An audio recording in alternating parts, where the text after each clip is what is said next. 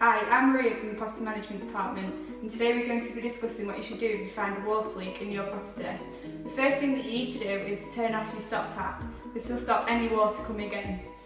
The most common locations for a stop tap is under your kitchen sink, in a kitchen cupboard, in your bathroom, or in a cellar or garage. And all you need to do is turn it off the same as you would with any tap.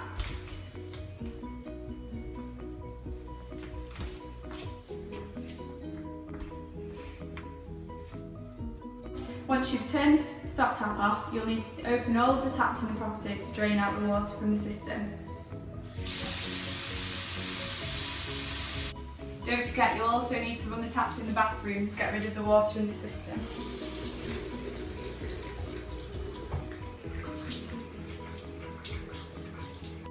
Next, you need to get in touch with either ourselves if you're in a managed property or your landlord at the earliest opportunity so that a plumber can be instructed to actually resolve the leak. Finally, just make sure you mop up any of the existing water to prevent any cosmetic damage. Thanks for watching.